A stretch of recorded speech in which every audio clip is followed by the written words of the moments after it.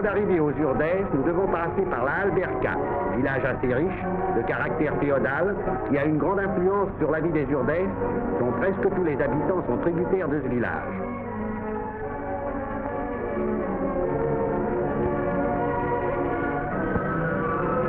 Voici l'église de la Alberca. Deux têtes de mort dans leur niche semblent présider aux destinées de ce village. Les maisons ont généralement 3 étages et leur architecture est peu fréquente en Espagne. Elles donnent aux rues un aspect moyenâgeux. Les maisons, pour la plupart, portent gravée au-dessus de la porte une inscription religieuse. Ave Maria, l'Immaculée qui conçut sans péché.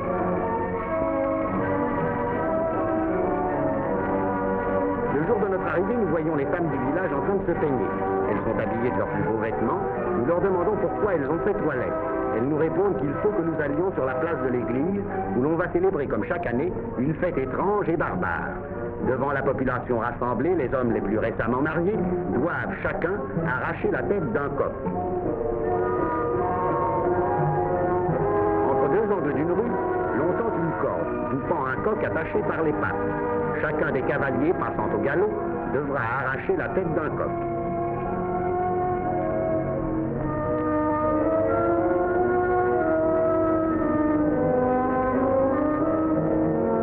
Après avoir triomphalement promené la tête du coq par les places et les rues du village, les nouveaux mariés offrent du vin à toute la population.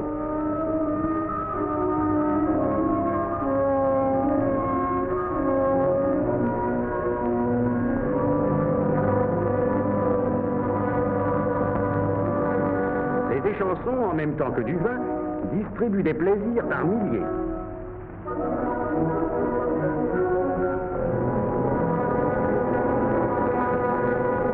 Parmi la foule, nous apercevons cet enfant, richement orné de médailles d'argent. Bien que ce soit des médailles chrétiennes, nous ne pouvons nous empêcher de penser aux amulettes des peuples sauvages d'Afrique et d'Océanie.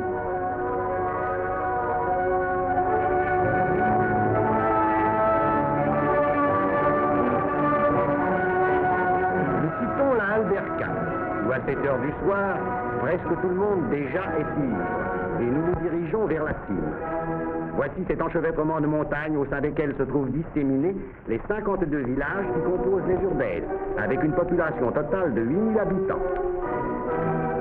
Pour y parvenir, il faut descendre une pente abrupte et traverser la vallée des Batuecas, habitée par un vieux moine qui vit là entouré de quelques domestiques.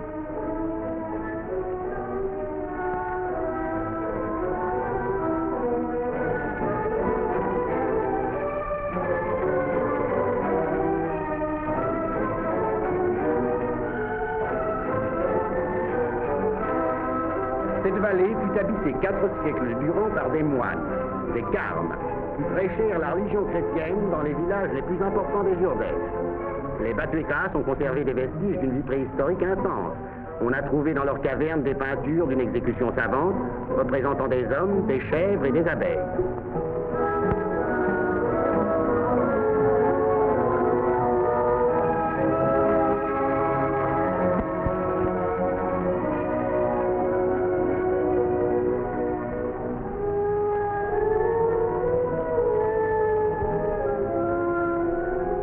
Les crapauds, les couleuvres et les lézards sont les seuls habitants actuels de ces ruines.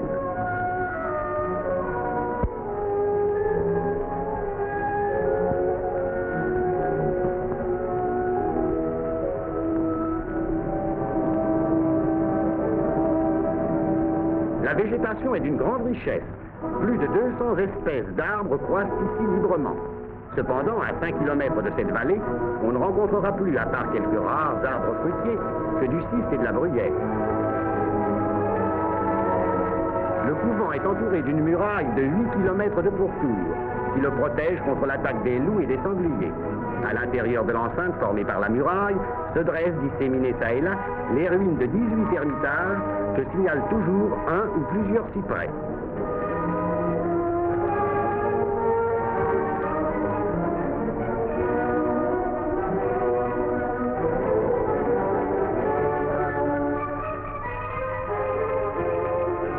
Derrière ces sommets qui appartiennent encore aux Batuecas commencent les Urdèces. Après les avoir franchis, nous voici en plein paysage des Urdèces. Ce village est un, c'est une île-là, située dans une des vallées les plus pauvres. Le bâtiment blanc est l'école de construction récente. Dans les rues à flanc de montagne, nous surprenons la vie quotidienne des habitants.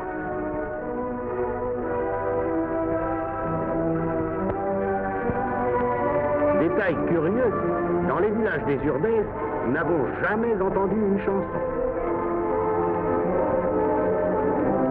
Parfois, on voit courir au milieu du village un misérable petit ruisseau qui descend de la montagne. L'été, il n'y a pas d'eau trop dans le village que celle-ci, et les habitants l'utilisent malgré la saleté répugnante de son lit. Voici quelques scènes surprises au passage. Le ruisseau sert à tous les usages.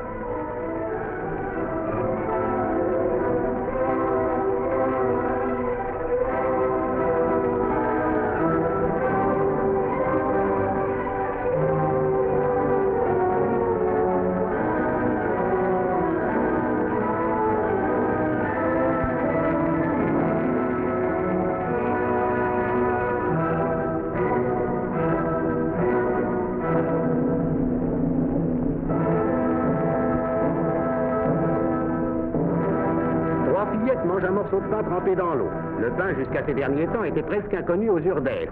Celui-ci a été donné aux fillettes par le maître d'école qui, généralement, oblige les enfants à manger leur morceau de pain en sa présence, de peur qu'aussitôt rentrés chez eux, les parents ne le leur enlèvent.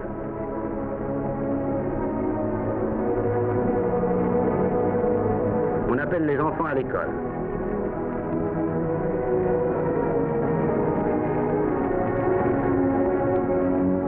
Ces gosses déguenillés qui vont pieds nus reçoivent le même enseignement que celui que l'on donne à tous les enfants qui fréquentent l'école primaire du monde entier. Les vêtements sont importés par les Jourdanos qui émigrent pendant quelques mois de l'année sur les terres de Castille et d'Andalousie. Ils s'adonnent surtout à la mendicité.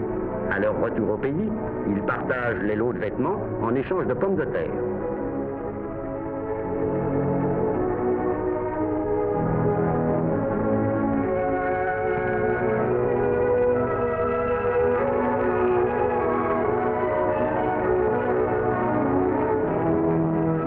Ces enfants affamés, on apprend comme partout ailleurs que la somme des angles d'un triangle est égale à 2 droits. Dans quelques villages des Urdèces, la plupart des enfants sont des pilus. Les pilus, ce sont les enfants abandonnés que les femmes des Urdèces vont chercher à l'assistance publique de Ciudad Rodrigo, située à 2 jours de marche à travers la montagne. Elle se charge de les élever en échange d'une pension de 15 pesetas par mois. Cette somme misérable servait à faire vivre toute une famille, jusqu'au jour où, il n'y a pas encore longtemps, fut interdite aux Urdèces l'industrie des pilus.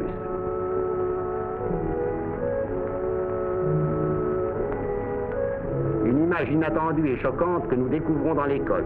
Que peut bien faire ici cette gravure absurde? Nous ouvrons au hasard un livre de morale que nous trouvons sur une table. L'un des meilleurs élèves écrit au tableau, à notre demande, une des maximes de ce livre.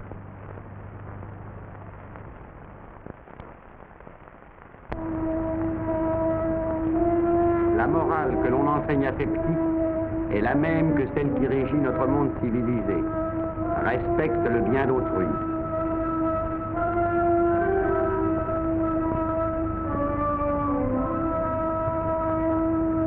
Dans cette vallée relativement riche, on rencontre quelques noyers, des cerisiers et des oliviers. Ceci est le village de Martinandran. Ces croûtes que l'on voit entre les arbres et qui évoquent la carapace d'un animal fabuleux ne sont autre chose que les toits du village. À l'entrée du village, un cœur de tout nous accueille. La majeure partie des habitants sont malades. Les tableaux qui se présentent à notre vue sont d'une misère désolante.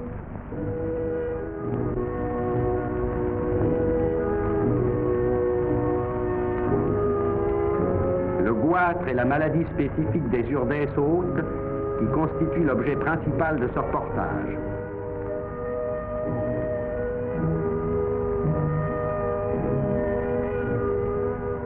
Voyez cette femme avec son goitre. Elle n'a pas plus de 32 ans.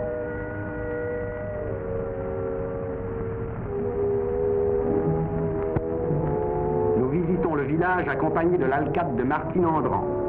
Dans une rue déserte, nous rencontrons une fillette. Nous demandons à l'alcade ce qu'elle a. Il nous répond que depuis 3 jours, l'enfant reste là sans bouger. Elle doit être malade puisqu'elle se plaint, mais nous ne parvenons pas à savoir ce qu'elle a. Un de nos amis s'improvisant médecin s'approche d'elle pour s'informer de ce qui lui fait mal à la gorge. Il lui demande d'ouvrir la bouche et nous pouvons voir ses gencives et sa gorge enflammée. Malheureusement, nous ne pouvons rien faire pour elle. 2 jours après, nous sommes revenus dans ce village. Comme nous demandions de ses nouvelles, on nous a répondu que la fillette était morte. De quoi se nourrissent les habitants de ce pays stérile?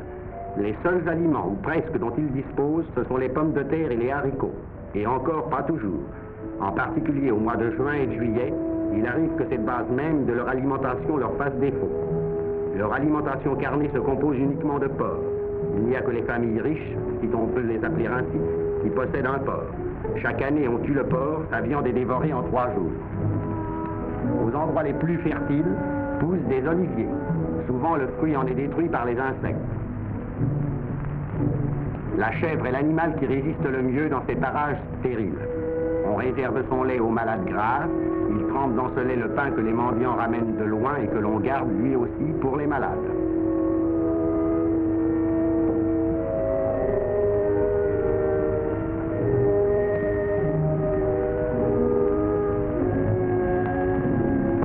On ne consomme de la viande de chèvre lorsque l'une d'elles se tue, ce qui arrive quelquefois quand le sol est abrupt et les sentiers escarpés.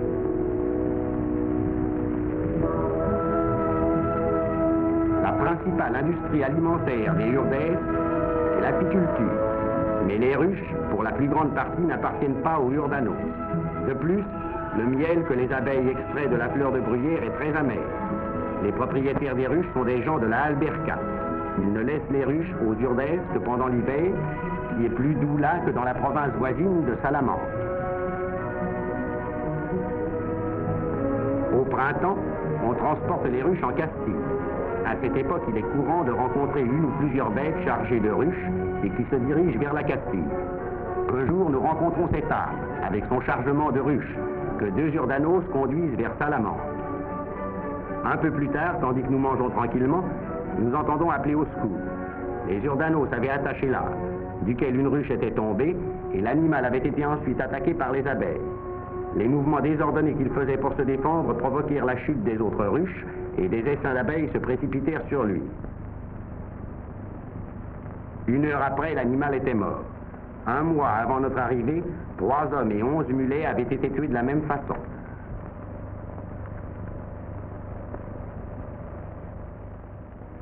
Les mois de mai et de juin sont les plus durs pour les habitants des Urdèses qui ont, à cette époque, épuisé leurs provisions de pommes de terre. Ils se nourrissent alors de cerises, et comme la faim les empêche d'attendre qu'elles soient mûres, ils les mangent vertes, ce qui leur donne la dysenterie. C'est alors que commence l'émigration. Les hommes que la maladie ne retient pas, que les fièvres ont épargnés, partent pour la Castille ou l'Estramadour pour tenter de travailler à la moisson. Nous rencontrons quelques-unes de ces caravanes composées de 10, 30, 50 hommes, pourvus en tout et pour tout d'une couverture. Ils n'ont ni argent ni pain, et ils vont très loin, à pied, pour chercher du travail. Nous croisons, plusieurs jours après, un groupe de ces hommes qui s'en reviennent comme ils sont allés, sans argent et sans pain.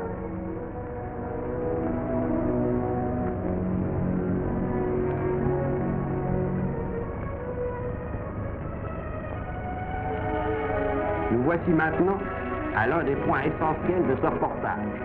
Comment les Urdanos font-ils pour construire le champ qui devra leur permettre de manger? Ils commencent par choisir un terrain proche de la rivière, puis aidés par leurs femmes, leurs parents et amis, ils le débarrassent de sa végétation habituelle de bruyère et de cire. Les outils de travail sont toujours rudimentaires, une pioche et une pelle. Ils ne disposent pas d'autres instruments pour labourer. La charrue est inconnue dans la plupart des villages des Urdèses. Une fois que le terrain est défriché, ils élèvent des murs de pierre posés l'une sur l'autre sans mortier. Ce mur protégera le champ des inondations hivernales. Quand le mur est construit, il leur faut aller chercher la terre végétale dans la montagne. Ils en emplissent leurs sacs qu'ils transportent ensuite à travers les ronces jusqu'à leurs champs. Ce travail les occupe généralement plusieurs semaines.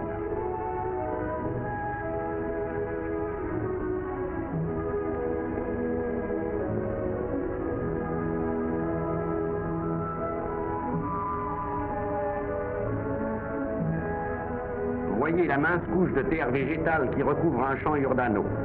La première année, la récolte est abondante, mais ensuite la terre s'épuise faute d'éléments nitrogénés et devient stérile.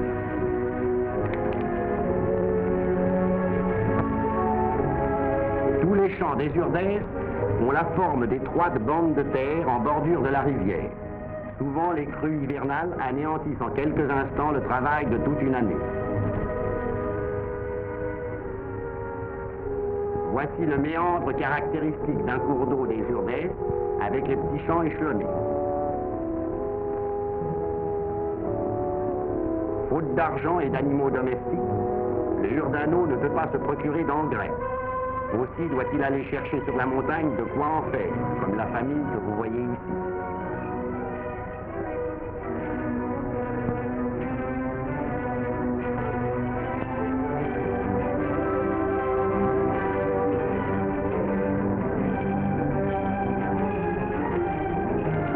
Les chemins sont difficiles et les chaussures sont rares.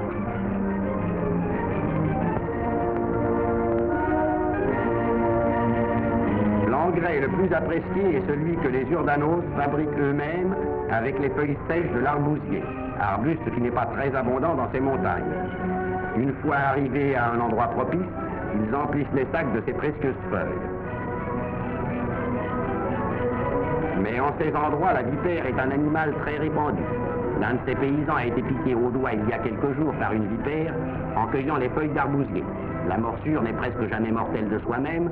Ce sont les Urdanos qui, en essayant de se soigner, s'infectent parfois mortellement.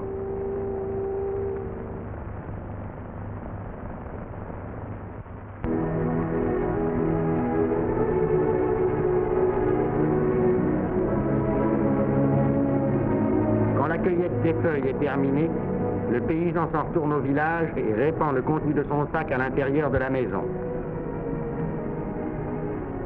Sur ces feuilles, bêtes et gens mêlés se coucheront. Les feuilles se décomposeront lentement et quelques mois après, ils s'en serviront comme engrais.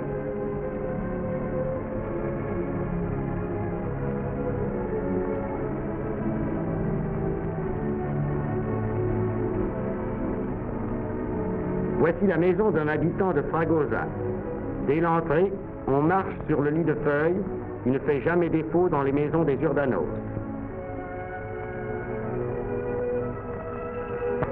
Intérieur caractéristique d'une maison. Les ustensiles sont primitifs et leur nombre très restreint.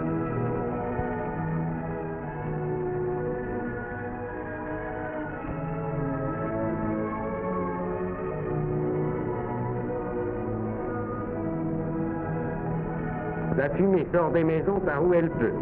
Il n'y a pas de cheminée et pas de fenêtre.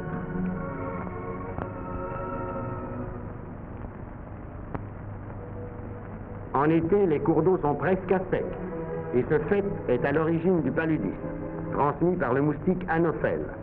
On peut dire que tous les Urdanos sont paludiques.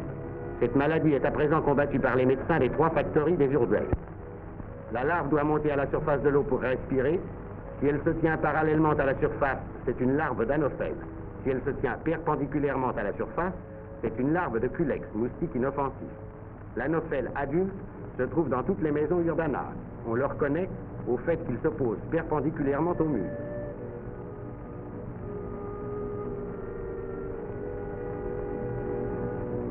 Voici le résultat de la piqûre de l'Anophèle. Un homme attaqué par la fièvre assis près de sa maison.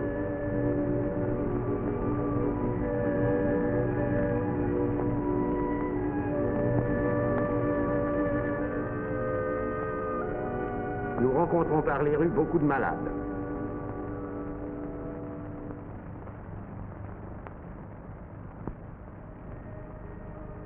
Cette malade, couchée sur son balcon, ne se doute pas de notre présence. Les balcons comme celui-ci, ou de toute autre sorte, sont rares dans la plupart des villages des Urdèses.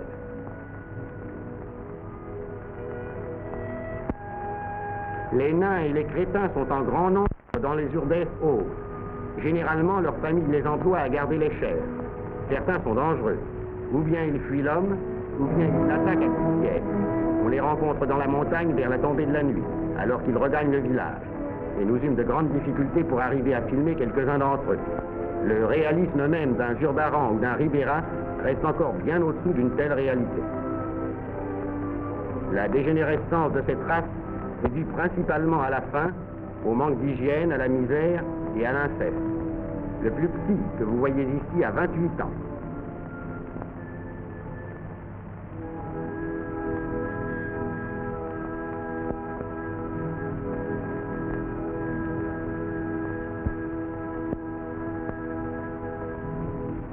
Voici un autre type de vieux crétin.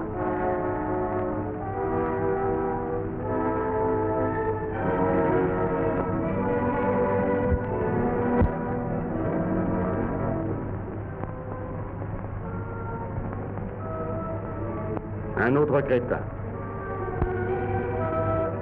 Ce crétin presque sauvage, nous n'avons pu le filmer que grâce au concours d'un de nos amis urdanos qui a su amuser et calmer son interlocuteur. Un jour, nous voyons un groupe de gens devant la porte d'une maison. Un enfant venait de mourir. La mère.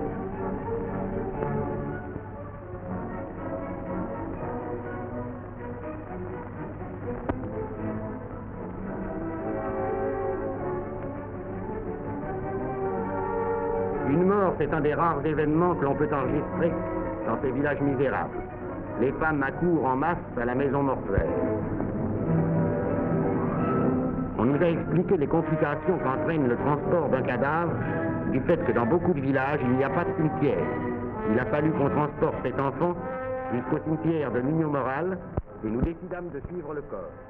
Le corps fut placé dans une auge et conduit pendant plusieurs kilomètres à travers la broussaille.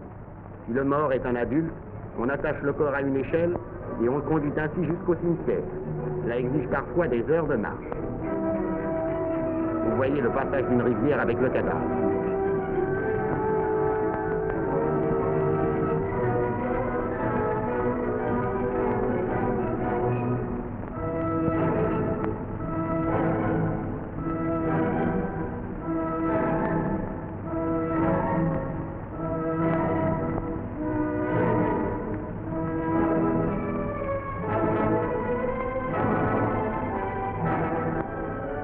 Ce cimetière nous montre qu'en dépit de la grande misère des urdanos, leurs idées morales et religieuses sont les mêmes que dans toute autre partie du monde.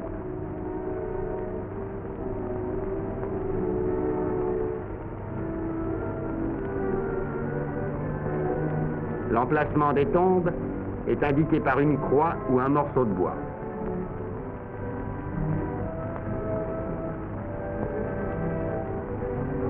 La seule chose luxueuse que nous ayons rencontrée aux Urdes, ce sont les églises. Celles-ci se trouvent dans un des plus misérables villages.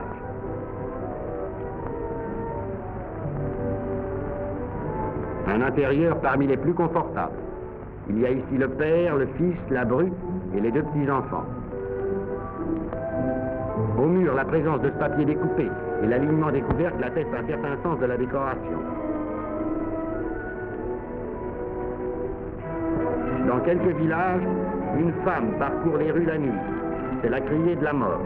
Elle va, agitant une sonnette, et parfois s'arrête pour psalmodier une prière. Tous les habitants d'une maison urdana vivent dans la même et unique pièce. Mais comme cette maison-ci est un peu plus confortable, elle se compose d'une étable à un étage inférieur et au premier étage de la cuisine et d'une chambre. Exceptionnellement, il y a un lit.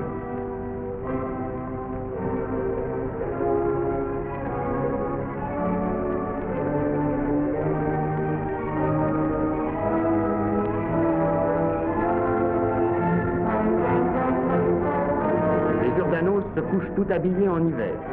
Ils portent leurs vêtements jusqu'à ce qu'ils tombent en lambeaux.